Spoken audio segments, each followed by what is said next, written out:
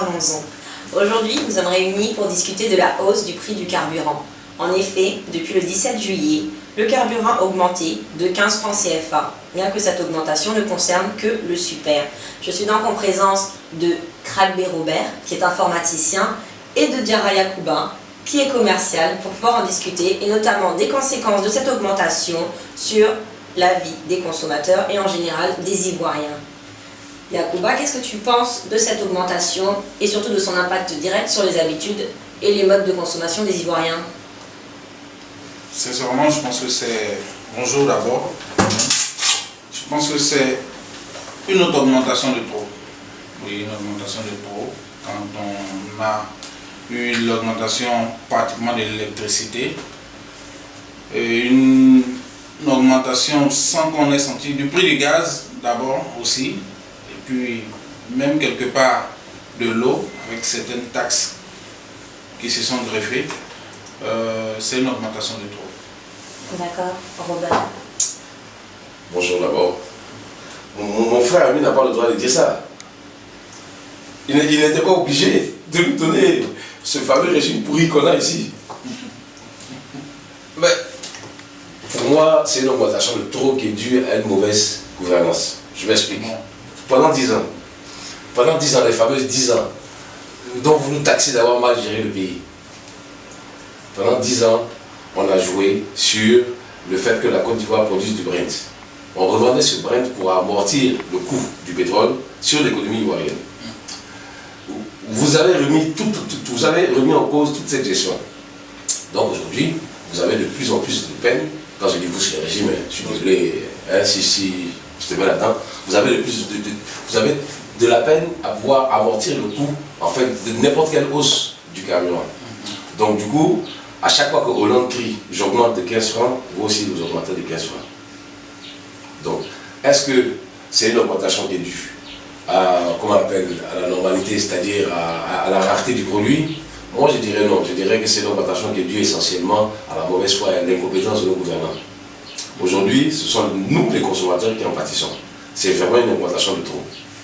Mais est-ce que quand on sait que sur le marché mondial, le coût du pétrole a augmenté, ce n'est pas nécessairement inéluctable qu'il y ait une hausse? En fait, la Côte d'Ivoire est un petit producteur de pétrole. Comment ça marche en fait? Nous, on va dire que la production qui nous revient, la part de pétrole qui nous revient dans la production est évaluée en gros 20%. Si je suis en train de tourner, toi tu me dis, je vais calmer. Non, allez-y. Hein. Ouais. Donc, en gros, notre part dans la production totale de pétrole, c'est à peu près 20%. Les pluies ne sont pas à nous pour le moment. Ouais. Ils sont concédés. Donc nous, on a 20%. Il se trouve que le pétrole ivoirien, c'est du Brent. Si vous connaissez. Donc le Brent, en fait, il rentre le matin à 8 h dans la journée. Il peut être vendu.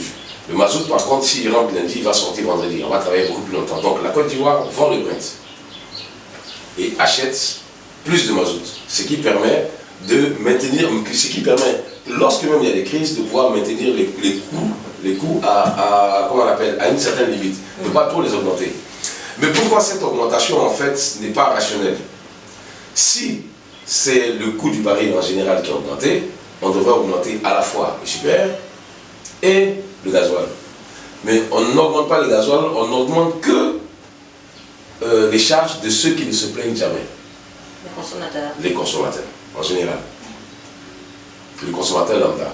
Voilà pourquoi en fait cette augmentation est plutôt, je vais dire, en fait c'est du fait qu'elle soit ciblée qu'elle revêt un caractère politique, à mes yeux. Voilà. Bon, je vais d'abord lever un lièvre avant de poursuivre parce que il est en train de déjà me mettre dans la position de celui qui va défendre peut-être le gouvernement d'un camp, il faut le dire, le gouvernement d'un camp. Je ne suis pas militant du RDR, d'abord je lui dis. Donc, non. Je ne rentre pas dans ce schéma. Je suis un consommateur. Je pâtis lorsqu'il y a ce genre d'augmentation. Et voilà, je parle ici en tant que consommateur. Je ne suis pas ici pour défendre le gouvernement d'un camp qui, normalement, hein, à mon sens, cette augmentation aurait dû se faire depuis plus d'1 mois, mais ne l'a pas fait. Donc je suppose qu'ils ont fait quand même quelques efforts, mais je lis toujours toute augmentation est de trop pour un peuple, une population qui subit déjà beaucoup de choses. Voilà. Le gouvernement pourrait essayer de prendre quelque part, en tout cas sur les taxes, sur d'autres choses. Je sais que c'est compliqué, je ne suis pas dedans parce qu'au pied du mur, souvent, on voit le vrai maçon. Je peux t'éclairer. Comment on appelle, j'ai entendu un spécialiste en économie du RDR dit il y a 4 ou 5 ans que les augmentations faites sous le pouvoir Gbagbo étaient de trop et fait de véritables propositions. Je ne me souviens plus, c'était de véritables propositions pour ne pas aboutir à ce genre d'augmentation. Mais en même temps, je reviens quelques mois en arrière et puis je regarde la dernière augmentation qu'il y a eu. On était passé de 274 à 295 à... Non, pas de 774 à 795 et puis après on est revenu à 740. Donc je me dis quand même qu'il y a des efforts qui sont faits. Oui, c'est... Voilà, il y a des efforts qui sont faits. Et puis aujourd'hui, en Côte d'Ivoire, le constat est que on se plaignait très souvent du fait que nous, pays qui raffinent le pétrole, on avait un coût du super plus élevé que les pays qui nous entourent. Mais aujourd'hui, je constate que ces pays-là ont un coût de pétrole plus élevé. Bien entendu. Donc voilà, j'ai constaté cela. Non, là, j'ai constaté cela. J'étais récemment au Burkina. J'ai vu au Mali. Voilà. Je sais. Au Mali, donc je me dis quand même que qui ont un prix de pétrole enfin moins cher que nous, c'est le Bénin et le Togo. Aujourd'hui, le Ghana a l'essence qui est un peu plus bas. Bon, ces 2 temps, je ne suis pas allé au Ghana, donc je me donne. Mais le Ghana est à 480 francs. Voilà, le Ghana est très. Pourtant, le Ghana vient d'annuler leurs subventions sur l'essence. Ils viennent d'annuler la totalité, je crois, des subventions sur l'essence. Et l'essence a bondi pour faire 480 francs. 480 francs. En Côte d'Ivoire, la subvention sur l'essence, sur l'article qu'on a lu tout à l'heure ensemble, parlait de 200 milliards. L'article parlait de 200 milliards. La plupart des grands travaux qui sont faits en Côte d'Ivoire sont les travaux financés par des fonds privés. Bien sûr. Donc, en gros, pour en revenir encore, c'est vrai que j'avais l'intention de politiser les débats, mais je vais vraiment l'opposition à comprendre pourquoi. Le BTE, il sert à quoi? Le BTE est supposé servir à financer des projets. En tout cas, le BTE, c'est de l'argent que l'État de Côte d'Ivoire doit retourner dans l'économie. Si on parle de ce fait, on nous envoie une réserve d'argent de 500 milliards annuellement qu'on peut réinvestir. L'État de Côte d'Ivoire, avec toutes les taxes qui touchent, a pu augmenter son budget. Donc qu'est-ce qu'on peut dire? L'État de Côte d'Ivoire aussi dit qu'il a un taux de, comment on l'appelle, de croissance. Il dit, hein, j'y crois pas, mais il le dit, lui, qu'il a un taux de croissance de presque 10%. Bon, donc de ce fait, qu'est-ce que 200 milliards coûte à l'État de Côte d'Ivoire? Pourquoi l'État de Côte d'Ivoire ne fait pas comme avant? Est-ce que le fait de subventionner l'essence va améliorer le panier de la ménagère, coûter plus cher à l'État, l'appauvrir? Ou est-ce que l'augmentation de l'essence, en fait, ça va juste appauvrir les ménages, mais enrichir l'État? Est-ce que l'État a pour vocation de s'enrichir? L'État a plutôt pour vocation de s'arranger pour que les particuliers s'enrichissent. Tout à fait. Donc, il y a un problème de gestion. Bon, un problème de gestion, moi je n'irai pas jusque-là. C'est un problème de choix, en même temps, de politique. Oui, en même temps, n'oublions pas que le pays est en chantier. Ça, il faut être aveugle pour ne pas le reconnaître. Donc je suis aveugle. Voilà, il faut être aveugle. Non, le pays est en chantier, il y a des travaux qui sont faits. Par exemple, je vais revenir un peu. Le troisième la pont crise est subventionné à 79%. Oublions le troisième pont. Non. C'est pour définir quelles sont les charges de l'État actuellement. Oui. Oui, il y a des travaux. Mais qu'est-ce que l'État paye dans ces travaux? Oui. Il y a un chantier à 100% qui est financé par l'État de Côte d'Ivoire. Oui. C'est le pont de Jacquesville. Ok? C'est le pont de Jacquesville. Je crois qu'il doit coûter 28 milliards ou je ne sais plus combien. Bon, l'État de Côte d'Ivoire a les moyens quand même. Il y a d'autres ponts. Oui, le mais pont sur la Mara, oui. Il y a des travaux. Oui, c'est comment on appelle, une subvention de la Banque mondiale. Le plan présidentiel d'urgence, quelque chose comme ça. Qu'est-ce que je veux dire? Je veux dire que l'origine de ces investissements ne se trouve pas dans les caisses de l'État. Ça veut dire que, donc ma question... En partie. Oui, en partie. Même le troisième point. Le troisième point, en fait, 21%. Par 21%. Et l'État de Côte d'Ivoire est même obligé d'avancer pour qu'on continue. Ok. Mais concrètement, dans quoi l'État de Côte d'Ivoire investit réellement alors? Puisque si on regarde tous les travaux, ce n'est qu'en partie que l'État est investisseur. La plupart des travaux sont financés. Donc, à quoi servent les fonds de l'État de Côte d'Ivoire? Aujourd'hui, à quoi ça sert à quoi? À faire quoi? Grosso modo, en tant que bon opposant, moi je me pose ces questions. Donc en fait, tu penses que tous ces fonds devraient être investis pour permettre de stabiliser les coûts des produits dérivés du pétrole? Disons que pour moi l'économie est un tout. Et l'une des bases de l'économie, c'est les ménages. C'est la consommation des ménages. Lorsqu'on augmente le carburant, on ampute une partie du pouvoir d'achat des ménages. D'accord. Et alors que d'un autre côté, Draman c'est un libéral. Donc aujourd'hui, normalement, la Côte d'Ivoire pratique une politique de consommation. Mais si on enlève l'argent des consommateurs, avec quoi ils vont consommer? En fait, ça, si vous parlez de façon complètement... On n'enlève pas cet argent, tu l'as dit, tu dis avec quoi ils vont consommer, mais justement, on les amène à consommer. On les amène à consommer, mais moi j'ai dit que l'État doit faire le maximum. Surtout pour un pays comme la Côte d'Ivoire, l'État-providence ne peut disparaître. L'État-providence ne peut disparaître. Nos pays sont pauvres. L'État a sûrement plus d'argent que les ménages. Ça, c'est indéniable. On n'est pas dans une société aussi développée que la France. Ou par exemple, même en France, lorsque le coût du carburant augmente, qu'est-ce qui se passe? Certains sont obligés de ne pas aller en vacances. Ici encore, on ne va pas en vacances, on ne peut pas, mais il nous faut nous déplacer, il nous faut aller au boulot, il nous faut faire. Vraiment, les entreprises, par exemple, casquent. On parle des ménages, bon, le coût du carburant, du super, ne va pas avoir un impact sur le panier de la ménagère, parce que ça ne va pas un réel impact sur le panier de la ménagère. Il y aura un impact, pas un réel, pas comme si on avait augmenté le gazole. Je m'explique. Attends, j'ai fini, je vois où tu vas en venir. Mais je dis, comme si on avait augmenté le gasoil, sûrement des efforts sont faits. Des efforts sont faits, quand tu dis que l'État ne fait rien, des efforts sont faits pour ne pas augmenter le gasoil. L'augmentation aurait pu être équilibrée. Mais si on le fait, ça va. Tu vois, non, tu demandes à l'État. Non, ok. De ne pas gérer, on gère.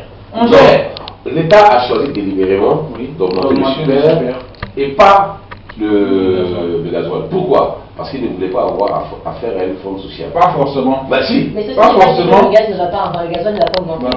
Pas forcément. Pourquoi? Je te dis ça. Tu me dis.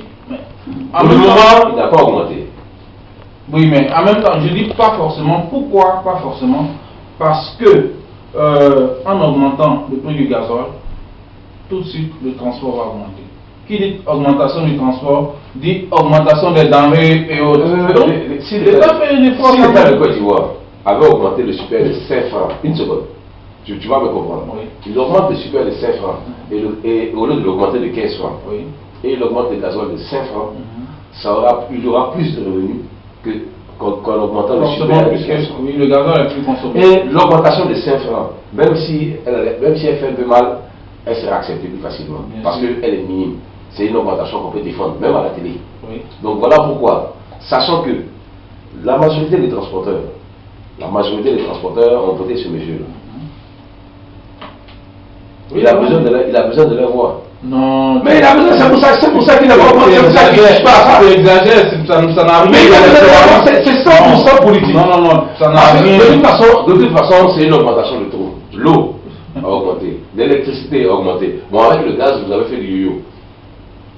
Vous évitez de dire aux Ivoiriens que vous avez augmenté, après vous avez diminué. Pourquoi? Parce qu'aujourd'hui, l'État de Côte d'Ivoire même achète le gaz moins cher. Par rapport à avant. Depuis 2 ans, on paye le gaz beaucoup moins cher. Qu'est-ce qui a augmenté encore? Et pour la première fois en Côte d'Ivoire, on paye la route. Je ne sais pas comment dire ça, hein? On fait l'utilisation du vidéo. Pour la première fois en Côte d'Ivoire, Oui. pour la première fois en Côte d'Ivoire, on a une autoroute de 235 km. Faut m'expliquer. Une autoroute de 235 km. Je te signale qu'il y a 3 semaines, Ouais. il y a une photo qui a été postée sur Facebook. La route était comment? Tu as vu? Tu l'as vu? Mais les gens ils travaillent. Les gens ils travaillent. Oui, ils travaillent en laissant les trous. Mais Donc en fait, les augmentations servent à quoi? à maintenir cette route en l'état. Tu te À rappelles? maintenir cette route en l'état parce qu'il faut bien. Toi, tu te plains de quelque chose. En fait, l'Ivoirien veut une chose et son contraire. Moi, en ce qui me concerne, je ne suis pas contre le péage routier, sincèrement. Parce qu'on voit nos routes. Tu sais combien les voitures souffrent. Je ne suis Toi-même, ta je ne voiture. suis pas contre le péage. Voilà, donc il faut. Dans la mesure où je ne veux pas voir un seul trou. C'est-à-dire que si le trou apparaît à 11 h, le système est fait de telle sorte Non, là, que je suis d'accord à avec midi, ça. le trou est bouché. Là, je suis d'accord avec Sinon, ça. le système a un problème.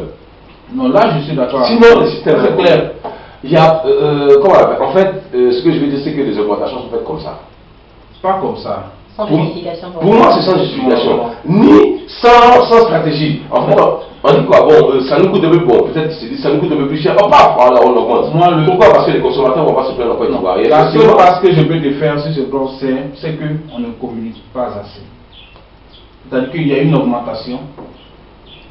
On ne peut pas envoyer quelqu'un du ministère venir à la télé expliquer à la population on va faire une augmentation parce que il y a tant, il y a tant. est-ce On que ne je le fait pas. Parce que, non, j'ai pas fini. Parce que je sais qu'au Cameroun, en début du mois de juillet, il y a eu une augmentation.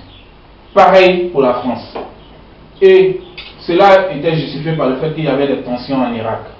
Aujourd'hui, on sait qu'il y a des tensions dans le Moyen-Orient. On sait qu'il y a des tensions en Ukraine. Tout cela concourt à augmenter le prix du carburant en France ne dépend pas de l'État. Le prix du carburant est fixé selon une règle.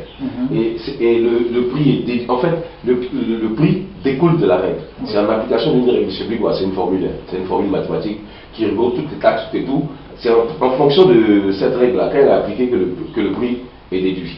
Qu'elle est appliquée. Est appliqué. En fait, à chaque fois qu'il y a une fluctuation du prix, dès que le coût du baril change, Et automatiquement. tu penses qu'en Côte d'Ivoire, c'est le cas. Si c'était le cas, tous les produits pétroliers auraient. oui, mais justement parce que l'État fait un effort. Et il y a une subvention du Voilà, gaz. un effort politique. effort. L'État fait un effort politique. Oui, politique, oui, mais moi j'ai dit aussi, quand même, on pense aux répercussions. Mais alors toi qui aimes bien, qui critique beaucoup le gouvernement, j'ai envie de dire que puisque l'augmentation du gasoil aurait forcément un impact sur le prix des denrées, est-ce que justement en essayant de réguler le prix donc, du gasoil, ce n'est pas faire un effort pour les consommateurs? Moi je dirais que c'est un effort, c'est comment on appelle, c'est un geste mal calculé. Oui. C'est un geste mal calculé dans le sens où on a fait un petit calcul tout à l'heure, quelqu'un qui dépense, comment on l'appelle, qui consomme 20 litres qu'on appelle de sucre par jour, paye 300 francs en plus. À la fin de l'année, ça lui revient à 79 000 et quelques. 79 000 et quelques. Prenons un cas chez moi par exemple. Moi, il n'y a que moi, ma femme, ma fille. Bon. Quand le frigo est plein, je peux laisser, disons, même si je laisse 1500 à manger, il y aura de la monnaie. Mais quand le frigo est vide, si tu as laissé 2000 francs, c'est juste. C'est très juste. Donc, sans compter qu'on est en Afrique, la famille est nucléaire. La famille est nucléaire. Le monsieur, lui, aujourd'hui, on prend son exemple. Il dit qu'il met 20 000 francs, mais aujourd'hui, il ne peut plus atteindre la distance qu'il parcourait avant avec les 20 000. Mais ça veut dire quoi? Qu'aujourd'hui, il va devoir mettre sa main à la poche pour devoir sortir 1500 en plus. Ça veut dire que cette période pendant laquelle tu sors, tu vas sortir 21 500, ben, c'est 1500 en plus là, tu les enlèves où? C'est ça, c'est une augmentation de taux. Là, je suis d'accord. C'est 1500 francs en plus que je suis obligé de dépenser dans l'essence et que je ne peux pas dépenser dans un morceau de pain parce que 1500 ça fait quand même du pain pour son enfant chaque matin pendant 10 jours, je crois. Ouais. Chaque matin pendant 10 jours. C'est pas négligeable. En fait, c'est des toutes petites augmentations, oui, mais c'est des augmentations qui, à la longue, ont des répercussions. qui forcément modifie les habitudes. En fait, tant qu'un fait nouveau ne modifie pas une habitude, une façon de vivre, tant que ce fait nouveau ne modifie pas une façon de vivre, ce fait peut être dit non influençable. Mais si ce fait-là influe sur en tout cas sur une majorité de personnes, parce que ce sont les consommateurs, les majoritaires, ce n'est pas les consommateurs, mais si un fait modifie le comportement d'une majorité de personnes, c'est que ce fait important. Donc ce n'est pas négligeable. L'État avait le choix. L'État n'était pas obligé de l'augmenter que le super. L'État n'était même pas obligé d'augmenter. Non, pourquoi? Une seconde. La question est, est-ce que l'État a les moyens, oui ou non, de subventionner le super pour soutenir l'économie? Tu y réponds. C'est ça la vraie question. Est-ce que l'État de Côte d'Ivoire a les moyens de soutenir, de subventionner pour soutenir l'économie? Moi, ma réponse est oui. Ma réponse est oui. Pourquoi? Parce qu'on a une réserve. On a une réserve de 500 milliards l'année qui ne doit être utilisée que pour les investissements. Donc, normalement, il y a tout le reste de l'argent qui reste. Actuellement, avec le niveau d'investissement et les travaux en cours, et tu es en train de me dire que les travaux sont financés par... Si on prend l'immense majorité des travaux que l'État de Côte d'Ivoire est en train de faire, au grand maximum, l'État de Côte d'Ivoire a maximum, je dirais, 200 milliards. Parce que sur le pont, c'est 20%. Le truc d'eau là, à Beaunois, les puits d'eau là, à Beaunois, c'est 100% fonds chinois. Soubré, c'est fonds privés, c'est pas l'État. C'est l'investissement. Le barrage de Soubré. Comment on appelle? L'autoroute.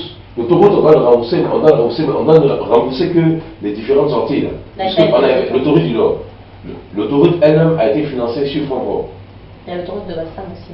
En même temps, l'autoroute de Bassam, c'est partenariat chinois. Mais regarde, si on met ça dans on dit l'État travaille, oui, mais est-ce que c'est l'argent de l'État? Est-ce que c'est l'argent propre de la Justement, tu n'es pas assis et en train de réfléchir, tu es en train de tourner des choses juste comme ça, lancer des choses juste comme ça, mais il y a plus que ça qui est fait. Il y a plus que ça qui est fait.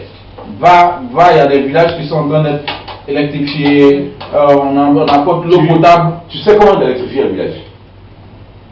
Tu me poses la question de savoir comment on électrifie un village, oui. Mais c'est toujours du financement. C'est toujours du financement. Qui le fait? Oui, c'est l'État. Qui le fait? Qui électrifie un village? Bon, je ne maîtrise pas trop, donc on va essayer. Ah ben non, tu ne maîtrises pas. Non, tu parles de...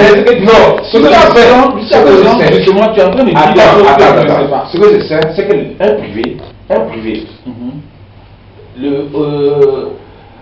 la CIE laisse la possibilité à des privés d'accorder un village.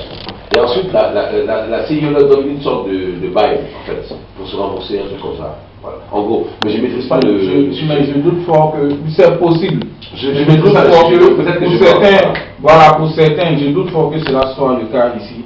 On voit toujours que c'est l'État. C'est l'État qui se présente à chaque fois qu'un village est électrifié, c'est l'État qui vient. Si les privés le faisaient, on serait informé. En fait, on va se comprendre. Voilà, on serait informé. Mais on est en train de parler de l'augmentation du prix du carburant. Quand est-ce qu'on augmente? Quand est-ce qu'une augmentation peut être dite bonne, ou bien peut-être dite ne pas être dite bonne? Quand est-ce que elle a abusé, oui. Pourquoi est-ce que je dis que l'État ne fait aucun effort? Quelles sont les politiques sociales instaurées par l'État de Côte d'Ivoire? Quand je vais à l'hôpital, je paye toujours les médicaments pareils. Pour me faire soigner là. Aujourd'hui, c'est la gratuité ciblée, et même la gratuité ciblée ne marche pas. Quelle autre politique sociale l'État de Côte d'Ivoire met en œuvre qui justifie que l'État de Côte d'Ivoire ne puisse pas subventionner comment on appelle, le carburant ivoirien? C'est un pays qui permet que tous ses citoyens se soient disent l'argent ou pas. Un pays peut dire oui. Ne pas mettre 100 milliards à l'année pour subventionner le carburant, puisque vous ne payez presque pas la santé. Ou alors que pour la santé, tout est déjà là, vous n'avez qu'à y aller, même si vous devez payer, vous allez payer doucement. En tout cas, à un prix qui défie toute concurrence. Ça n'existe pas. On est d'accord. On prend l'école, on dit que l'école est gratuite. On dit que l'école est gratuite. L'école est gratuite, mais en fait, il y a quand même des frais. Les frais qui étaient supposés, on dit tu vas à l'école, c'est juste 6 000 francs, et puis ton enfant va à l'école, c'est faux. C'est faux. C'est faux. Les parents s'en sortent moins cher, 40 000, on le sait, on sait. Bon, ça dépend. Ce que j'essaie de dire, c'est que l'État ne fait aucune politique sociale pour ne pas pouvoir aider à la consommation du super. Si cela arrive, c'est parce que déjà, on ne peut pas négliger le fait qu'il y a beaucoup à faire. Il y a beaucoup à faire. Je disais tout de suite que l'État-providence ne pouvait pas disparaître. Mais toi aussi, tu n'as pas omis de dire que ce sont des libéraux qui sont au pouvoir. Ils ont leur politique qu'ils appliquent. On n'a pas de socialistes au pouvoir. Tu es d'accord avec moi? Donc ils ont leur politique qu'ils appliquent, mais ils essaient quand même de faire ce qu'ils peuvent pour un pays comme la Côte d'Ivoire qui a tellement besoin de nouveaux investissements. Ils n'arrivent même pas à faire ce qu'ils ont dit. Ça, c'est déjà un premier point. Il y a eu tellement de promesses que souvent on a l'impression qu'on nous a fait monter sur l'arbre et puis on est en train de nous scier en bas.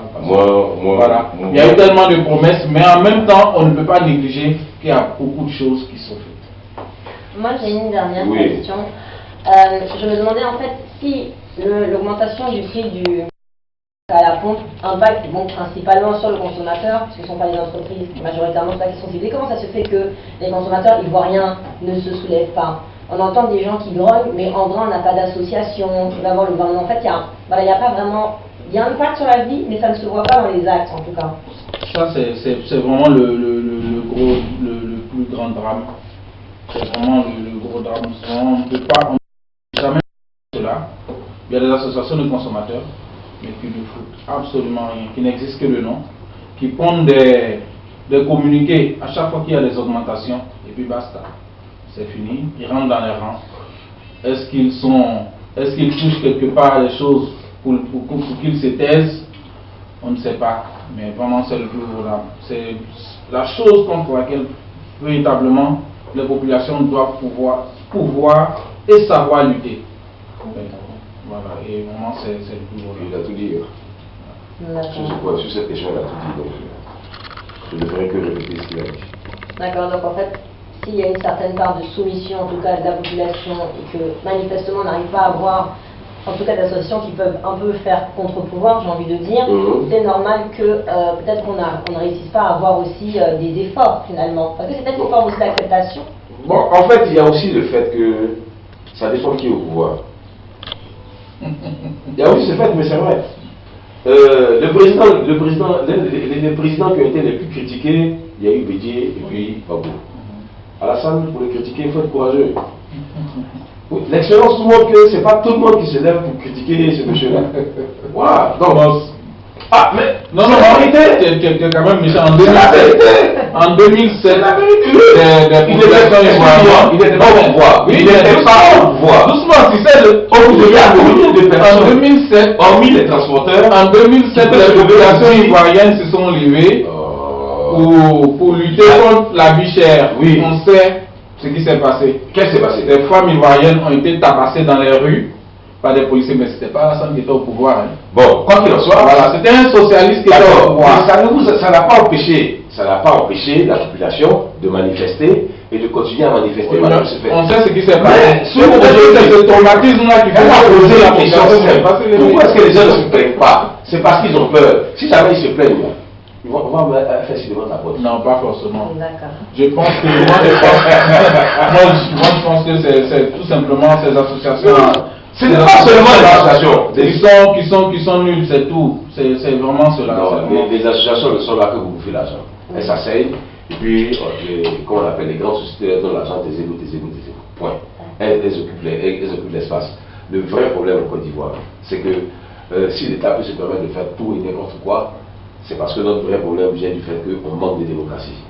Si on a une démocratie, les gens vont se lever pour se plaindre. Si les associations de consommateurs n'agissent pas assez, ils iront se plaindre. Quel est le groupe social crédible et fort, très fort en Côte d'Ivoire? C'est les transporteurs. Si on les évite. Cette touche est un sujet qui est vaste, c'est sûr, il y a beaucoup de choses à dire, mais on peut continuer le débat sur Internet, sur Facebook, dans les commentaires, bien sûr, et c'est interactif, donc tout le monde aura droit à la parole. Je vous remercie beaucoup d'avoir été là avec moi et Rendez-vous à la prochaine émission. Merci.